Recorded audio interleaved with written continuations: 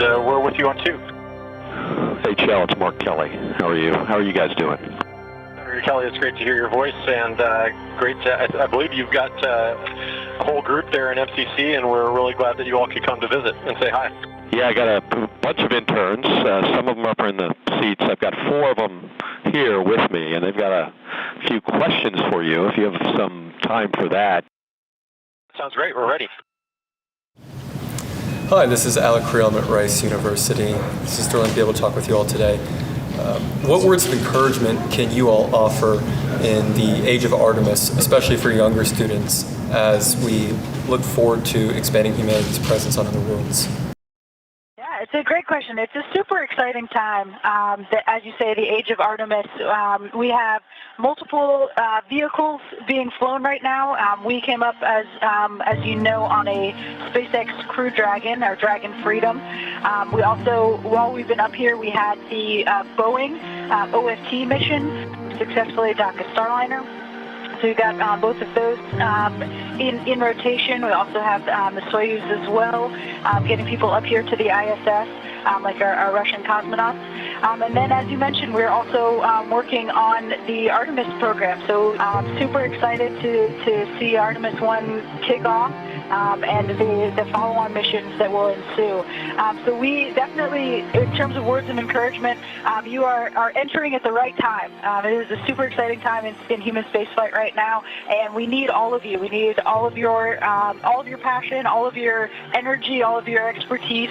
And as we look to the future, we are just going to need you all to help infiltrate the workforce and help inspire us to continue to explore and continue to do these hard things. All right. Hello, my name is Madison Clark. I am born in Arizona and raised in Hawaii, and I go to Arizona State University. My question for you is, do you view humanity differently once you have left Earth?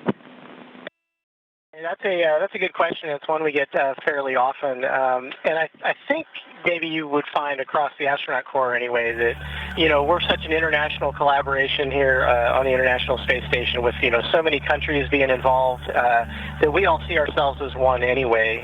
What I will say is that being up here certainly reinforces that, though. We look out, and to me the most beautiful thing that we look at when we look out the window, Waddy might say Mars, but I would say it's Earth, and we're this tiny little island of life, amidst the blackness of space out there right now, and so once you look at it in that context, and you realize that we're all living on Spaceship Earth, and we're all kind of part of the same crew, it gives you certainly a different perspective on our place and our relationships with each other, and so I think a lot of us come into that with that kind of perspective, but it's reinforced by being up here and being part of the huge team that makes the space station happen. Hi, this is Ian Fernandez. I'm from San Antonio, Texas, and I go to Princeton University.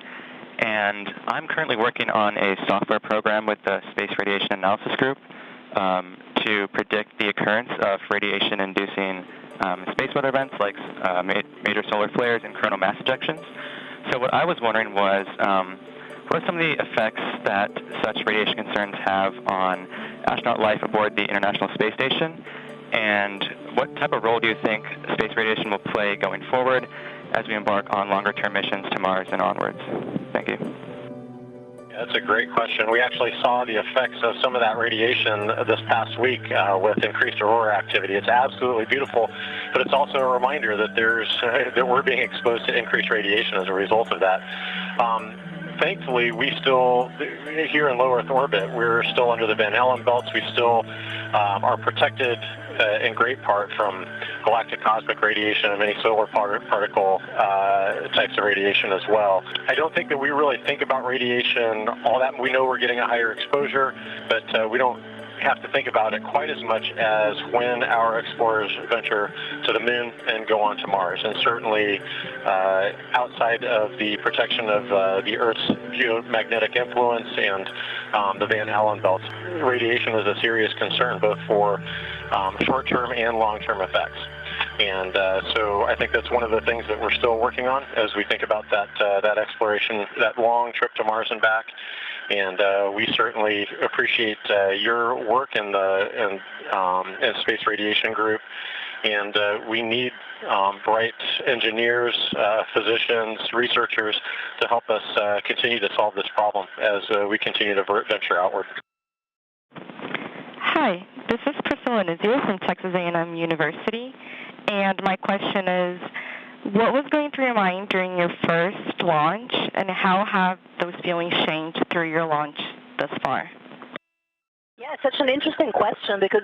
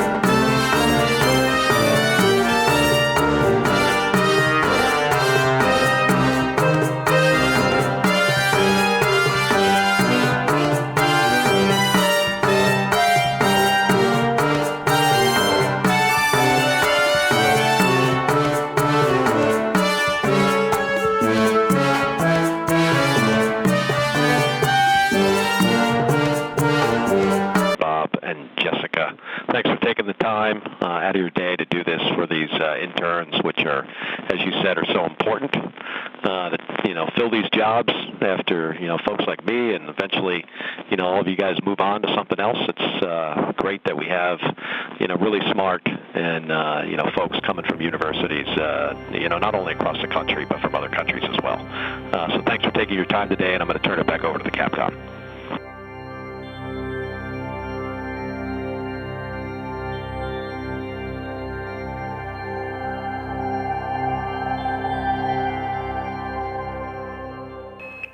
Subscribe for more space.